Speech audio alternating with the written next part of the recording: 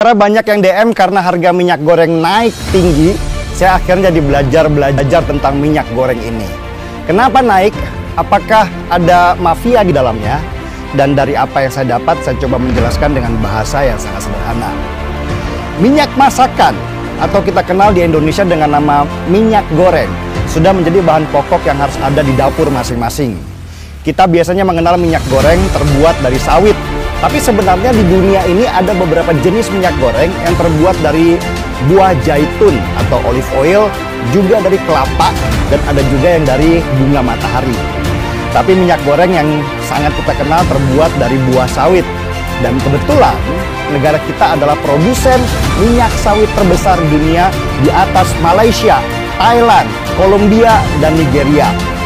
Bahkan kalau digabungkan, minyak sawit produksi Indonesia dan Malaysia menguasai 80% pasokan minyak sawit di dunia.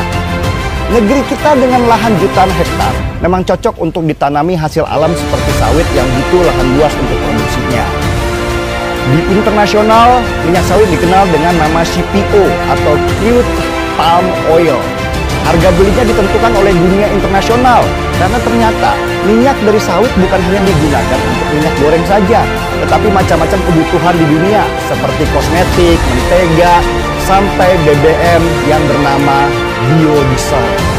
Nah, biodiesel inilah yang kemarin membuat hubungan Eropa dan Indonesia juga Malaysia rusak. Eropa menuding pohon sawit membuat penebangan hutan gila-gilaan di Indonesia, sehingga mereka memprotes dengan menutup negara mereka dari impor hasil dari sawit.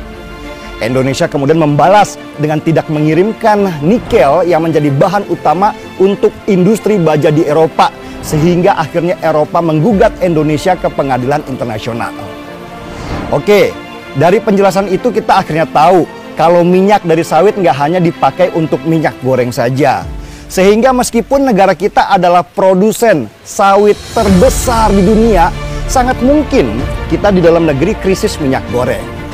Kenapa? Karena pengusaha sawit lebih suka mengekspor hasil sawitnya ke internasional. Harganya lebih tinggi karena kebutuhan minyak sawit atau CPO di dunia semakin lama juga semakin tinggi. Apalagi ketika di Malaysia, pasca pandemi, banyak pekerja sawit yang tidak bekerja karena kena COVID. Sehingga produksi sawit di Malaysia pun turun. Nah, karena pasokan berkurang, harga minyak sawit di internasional menjadi meningkat. Selain itu, beberapa negara yang biasanya pemasok minyak goreng dengan bahan kanola, seperti Kanada dan Argentina, panen kanolanya terganggu. Jadi mau nggak mau, permintaan minyak sawit meningkat karena orang harus mengganti minyak goreng yang biasanya mereka pakai dari biji kanola dengan minyak sawit. Itu baru pemakaian untuk konsumsi makanan. Krisis energi besar di beberapa negara seperti di Cina, India, dan Eropa membuat mereka yang biasanya memakai bioenergi harus mengalihkannya ke biodiesel. Biodiesel bahan utama terbesarnya dari sawit. Permintaan minyak sawit kemudian menjadi tinggi, pasokannya berkurang, harganya pun menjadi gila-gilaan.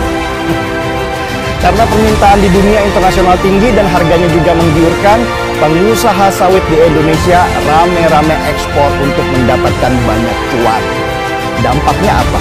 Pengusaha minyak goreng di dalam negeri nggak kebagian minyak sawit. Nah, karena kurangnya pasokan minyak sawit untuk minyak goreng inilah yang membuat harga minyak goreng kemudian naik tinggi. Apalagi mendekati Natal dan Tahun Baru, di mana konsumsi makanan juga akan tinggi-tingginya. Harga minyak goreng pasti akan naik lagi.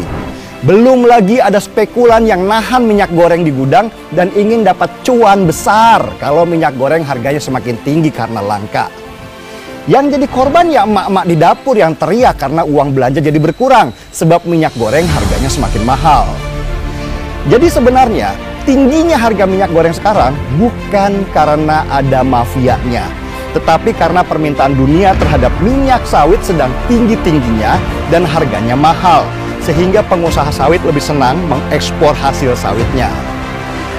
Semoga penjelasan sederhana ini bisa bikin kita lebih paham apa sih sebenarnya akar masalahnya.